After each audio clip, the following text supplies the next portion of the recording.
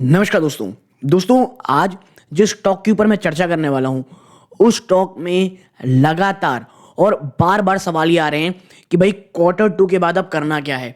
और जिस प्रकार की इसकी रिपोर्ट आई है, जिसकी आप कह सकते हैं चाहे एनालिस्ट रिपोर्ट देख लें, चाहे जो भी फ्यूचर को लेकर के प्रोस्पेक्टस चल रहा है, वो थोड़ा सा ना चैलेंजिंग चल रहा है। तो ऐसे में ना बहुत से ऐसे सवाल हैं कि भाई क्या स्टॉक से निकल जाएं, क्या जो एक मोमेंटम बेस्ड रैली होनी थी वो ऑलरेडी हो चुकी है, अब यहां से स्टॉक ऊपर नहीं जाएगा, और आने वाले समय में बिजनेस प्रोस्पेक्टस में इसका फ्यूचर क्या है।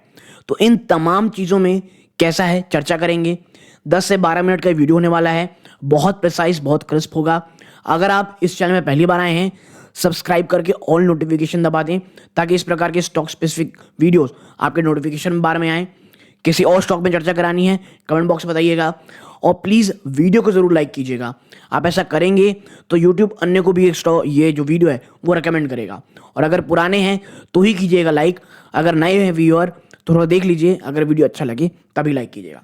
तो अब चलते हैं एनालिसिस की तरफ। देखिए टाटा मोटर्स, ये जब मैं वीडियो रिकॉर्ड कर रहा हूँ लगभग 12 साढ़े 12 बजे, आप देखेंगे यहाँ पे लगभग आधे प्रतिशत की गिरावट यहाँ दिख रही है। बीच में ये गिरावट बहुत भयानक हुई थी, 770 के नीचे भी आपका स्टॉक चला गया था, बट अब वहां से कुछ एक तेज दिखा रहा है। लेकिन ओवरऑल अभी भी ये स्टॉक बहुत ज़्यादा वीक है, ये बात आप समझिए। ये स्टॉक एक्सट्रीमली वीक स्टॉक है इन करंट सिनेरियो। और सबसे बड़ी प्रॉब्लम यहाँ पे ये है, निवेशक कोई 1100 1200 में ऊपर हैं। आप देखें स्टॉक ऊपरी स्तरों से अब ऑलरेडी 32.90, ऑलरेडी 33% के आसपास स्टॉक गिर चुका है। और सबसे बड़ी चीज़ जो हमेशा कहता हूं, भाई क्वार्टर नंबर की इंतजार करें, तो वो Q2 के नंबर भी ऑलरेडी अब आ चुके हैं। तो यहां से अब फ्यूचर क्या होगा हम एक एक करके चर्चा करेंगे दोस्तों। चलते हैं सबसे पहले चीज़ों की ओर। देखिए सबसे पहले subdued performance despite festive season, सबसे बड़ा डर, सबसे बड़ा झटका ये लगा। आप देखें जो Q2 में नंबर्स आए, 1 मिनट, जो Q2 में नंबर आए उसमें जो टाटा मोटर का कंसोलिडेटेड रेवेन्यू रहा वो कितना रहा दोस्तों, वो लगभग 1,14,500 करोड़ रहा। यानी कि ईयर ऑन ईयर में लगभग 3.5% की गिरावट रही, 6.1% की क्वार्टर गिरावट रही। देखिए ये हम पहले कंसोलिडेट बात कर रहे हैं, फिर एक एक करके सेगमेंट में बात करेंगे, चाहे वो स्पेशली GLR सेगमेंट में हो गया, with all segment contributing to the revenue drop. हर एक सेगमेंट में आपको गिरावट हुई है, यानी GLR हो गया, पैसेंजर व्हीकल हो गया, कमर्शियल व्हीकल हो गया। तो ये एक बड़ा नेगेटिव फैक्टर है कि हर एक सेगमेंट ने गिरावट दिखाई है। जो कंपनी की कमर्शियल व्हीकल की सेगमेंट है वहां पर रेवेन्यू आपका इतना रहा, 13.9% की गिरावट है ईयर ऑन ईयर, यानी 3.1% भी गिरावट यहां पे देखने को मिल रही है। क्यों? Impact by slow down in infra, reducing mining activity और हैवी रेन। तो जो कमर्शियल व्हीकल है ना, और देखिए ये बात सही है, इस बार जो मानसून है वो बहुत एक्सटेंडेड रहा, बहुत आप कह सकते हैं इरेडिकेटेड, आप कह सकते हैं इरेगुलर मानसून देखने को मिला, और चुनाव के कारण जो एक्चुअल इंफ्रा होना चाहिए था उसमें बहुत सारा स्लो डाउन दिया। तो कमर्शियल व्हीकल में हम समझ सकते हैं कि क्यों प्रॉब्लम आई है। ओके, अब आप देखें कमर्शियल व्हीकल का जो सेगमेंट एबिटा मार्जिन रहा वो 10.8% रहा, 40 बेस पॉइंट की ईयर ऑन ईयर बढ़ोतरी रही, ड्रिवन बाय फेवरेबल प्राइसिंग और कॉमोडिटी बेनिफिट। लेकिन जो मार्जिन है ना उसमें हमें कॉन्ट्रैक्शन देखने को मिला 80 बेसिस पॉइंट का। क्यों? क्योंकि भाई साहब लो कंज्यूमर डिमांड रही और कंस्ट्रक्शन एक्टिविटी कम रही। वो हमें बताया क्यों रही ना। कंपनी एक्सपेक्ट ये कर रही है कि इंफ्रास्ट्रक्चर स्पेंडिंग में बढ़ोतरी होगी, और जो फेस्टिव सीजन का अराइवल है वो कंजम्पशन को बहुत ज़्यादा बूस्ट करेगा, और जो कमर्शियल व्हीकल की डिमांड है वो आपको बढ़ती दिखाई देगी।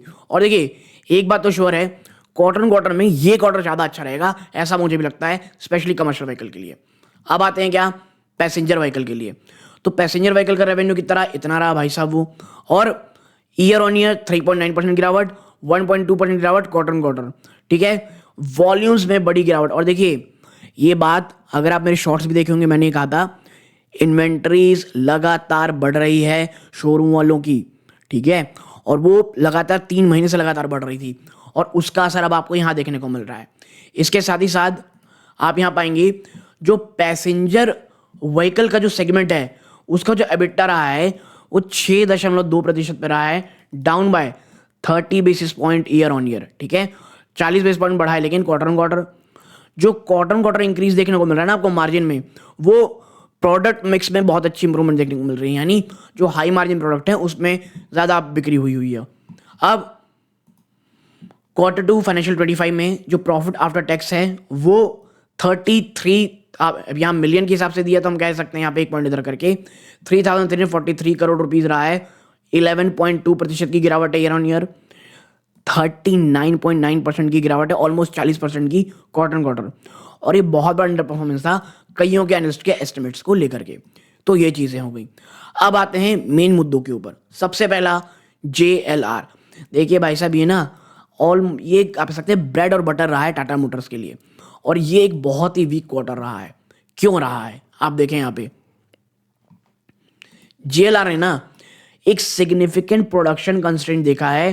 क्यों? Lower volume, leading to lower volumes के कारण। ठीक है, दो जो मेजर इशू अफेक्ट किए JLR के होलसेल वॉल्यूम्स को, जिसके कारण 10% की आपको गिरावट देखने को मिल रही है ईयर ऑन ईयर। अब क्या वो इश्यूज हैं भाई साहब, तो देखिए सबसे पहला जो प्रॉब्लम रहा है, जो JLR का हाई ग्रेड एल्यूमिनियम सप्लायर है ना, उसमें बहुत भयानक फ्लडिंग देखने को मिल रही है, जिसके कारण सप्लाई चेन में बहुत डिस्ट्रप्शन देखने को मिला, particularly affecting the production of Range Rover और Range Rover sports vehicle, and this model rely heavily on aluminium. भाई एल्यूमिनियम हल्का रहता है ना, एरोप्लेन में वही यूज होता है।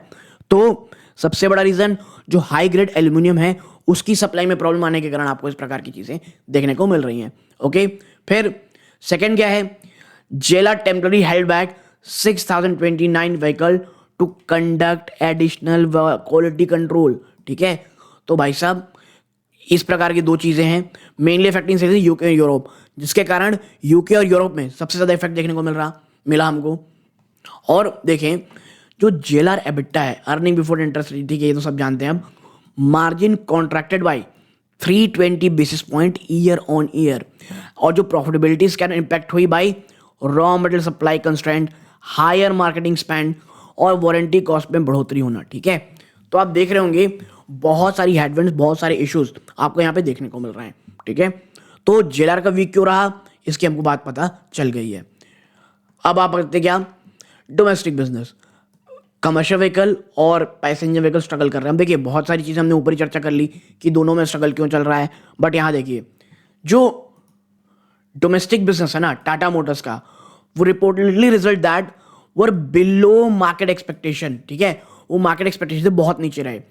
जो कमर्शियल व्हीकल रहा उसके वॉल्यूम में 19% की गिरावट देखने को मिल रही है, weaker demand and reduce fleet utilisation because of heavy rain. ठीक है, तो हमने इसके ऊपर चर्चा कर ली है कि कमर्शियल व्हीकल क्यों रही।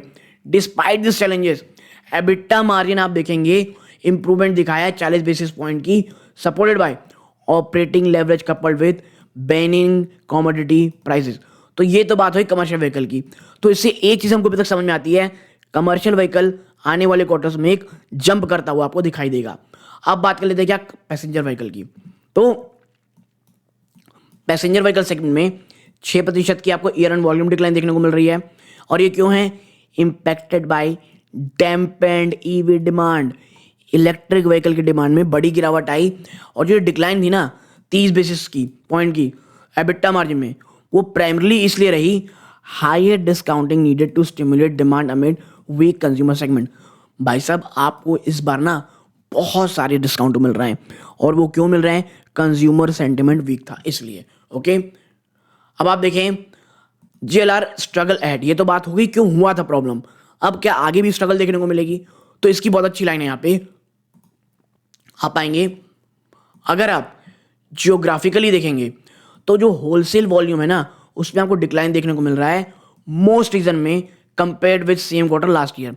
पिछले साल इस क्वार्टर में देखेंगे तो इस साल आपको कमी देखने को मिल रही है, एक्सेप्ट इन चाइना। चाइना को अगर आप हटा दो तो JLR ने फेस किया है हाइटेंड कंपटीशन चाइना में और यूरोप में, यानी लगातार कंपटीशन बढ़ रहा है। लेकिन डिस्पाइट चैलेंजेस कंपनी ने ना स्ट्रांगली परफॉर्म किया है कहां पर, चाइनीज मार्केट में, with wholesale volumes at 17,100 unit, 28% की बढ़ोतरी है ईयर ऑन ईयर। लेकिन यूरोप में आपको डिक्लाइन देखने को मिल रहा है 60% का ईयर ऑन ईयर। यार यूरोप जिस हालत में चल रहा है ना अभी, जिस तरह की चीज़ें चल रही हैं, जल्दी अगर उसमें इंप्रूवमेंट नहीं आई तो आप बहुत इशू वहाँ पे यूरोप में देखने को मिलेंगे। लेकिन देखिए, डिस्पाइट सेटबैक्स जेएलआर मैनेजमेंट ना बहुत ऑप्टिमिस्टिक है स्ट्रॉन्ग रिकवरी की सेकंड हाफ में। जो supply constraint second phase in quarter two में यानी जो गया है, जो सप्लाई कंस्ट्रेंट देखने को मिल रहा है वो ईज होंगे ऐसा लग रहा है।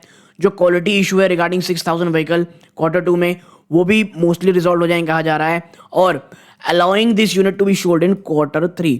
तो इसके कारण वॉल्यूम्स में भी आपको बूस्ट देखने को मिल रही होगी, ठीक है। और जेएलआर अपने प्रोडक्शन भी रिवैम्प करेगी ये कह रही है। डोमेस्टिक बिजनेस बात कर लें सीवी पीवीज की, तो आप पाएंगे जो आउटलुक है ना कमर्शियल व्हीकल बिजनेस का वो कॉशियसली ऑप्टिमिस्टिक है। वर्ड देखिएगा, कॉशियसली ऑप्टिमिस्टिक। और फेस्टिव सीजन के डिमांड को में बहुत सारी चीज़ें डिमांड रहती हैं, तो देखते हैं क्या रहेंगी। लेकिन हाँ, मैं जब पढ़ा तो यार यहाँ पे वॉल्यूम्स तो बहुत ज़्यादा बड़े थे। फर्दर गवर्नमेंट का जो फोकस है ना, infrastructure should drive the demand recovery cement steel और मिनरल्स एंड बूस्ट कमर्शियल। देखिए, कमर्शियल व्हीकल की डिमांड तब तक नहीं बढ़ेगी जब तक माइनिंग नहीं बढ़े, आप ट्रांसपोर्टेशन ना रुके भाई। अगर आप इंफ्रा बनाएंगे तो माल तो इधर से लेके जाओगे, कौन लेके जाएगा। और जो मैनेजमेंट है ये एम कर रही है मार्केट शेयर को ऑफ अराउंड 38%। कहाँ पे? डोमेस्टिक कमर्शियल व्हीकल मार्केट में।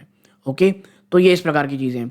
और जो पर्सनल व्हीकल बिजनेस है मैनेजमेंट ये एंटिसिपेट कर रहा है कि मोमेंटम है वो लगातार जारी रहेगी, जो नए नए प्रोडक्ट लॉन्च किए गए हैं और जो फेस्टिव सीजन मोमेंटम है। और इस करंट फिस्कल में मैनेजमेंट ये प्रोजेक्ट कर रही है कि एक बहुत ही स्टेडी मार्केट शेयर आपको बढ़ोतरी देखने को मिल रही होगी। कितने की? लगभग 13.3% की दोस्तों, ठीक है, with a potential increase depending on new product adaptation. अब देखिए, last but not the least बात करेंगे हम लोग इलेक्ट्रिक व्हीकल क्या हाल चाल है। तो देखिए, टाटा मोटर लगातार लीड बनाए हुए है डोमेस्टिक ईवी सेगमेंट में, 67% का मार्केट शेयर रखती है पर्सनल ईवीज में, और एग्रेसिवली एक्सपैंड कर रही है इलेक्ट्रिक व्हीकल के बस फ्लीट में with over 3,300 buses now in operation. और जो जेएलआर का आप जो कह सकते हैं हाई डिमांड है नई ईवी व्हीकल मॉडल्स को लेकर के, लाइक अब यार ये जो रेंज वो इलेक्ट्रिक है ना, और जागुआर की जो नहीं आ रही है, जागुआर ने तो यार जो घटिया काम किया है ना, मैं आपको क्या ही बताऊं। तो मैं इसके बारे में तो खैर बात ही नहीं करूंगा, बट हाँ, रेंज रोवर की इलेक्ट्रिक प्लांट किया जा रहा है यार, इतना नहीं खराब करना था उनको जागुआर का, ठीक है। अब आप देखें नए प्रोडक्ट में फर्स्ट डिमांड है, ये सब हम यहाँ लिखे हुए हैं।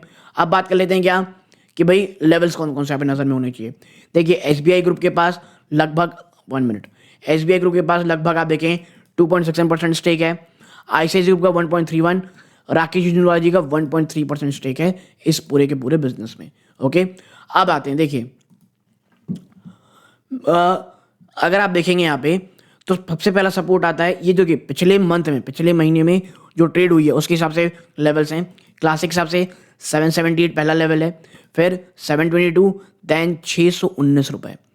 फिबोनाची के हिसाब से 820, 783 जिसके आसपास अभी ये ट्रेड कर रहा है, देन 722। ये ईएमआई के हिसाब से इनकी चीज़ें हैं। अभी 20 डे ईएमआई के ऊपर ये भी ट्रेड कर रहा है दोस्तों स्टॉक, नहीं इसके नीचे आ चुका है, 50 ईएमआई के ऊपर ट्रेड कर रहा है एटलीस्ट। तो ये जो 620 हमको देखना पड़ेगा ये इसे तोड़ेगा कि नहीं। तो वैसे मुझे नहीं लगता 700 रुपये को टाटा मोटर तोड़ने वाला होगा। अगर ये तोड़ेगा ना तो बहुत प्रॉब्लम होगी। इवन 750 भी मुझे ऐसा लगता है टाटा मोटर के लिए एक बहुत बड़ा सपोर्ट होने वाला है। ओके, तो लेकिन ये मेरी पर्सनल राय है, आपकी क्या राय है कमेंट बॉक्स बताइएगा। जो भी इन्फॉर्मेशन इंटरनेट में अवेलेबल थी वो आपके सामने मैंने रखी है। आप कोई भी पोजीशन बनाएं अपने वित्तीय सलाहकार की सलाह जरूर लीजिएगा। ये इस वीडियो का अंत है। जय हिंद दोस्तों।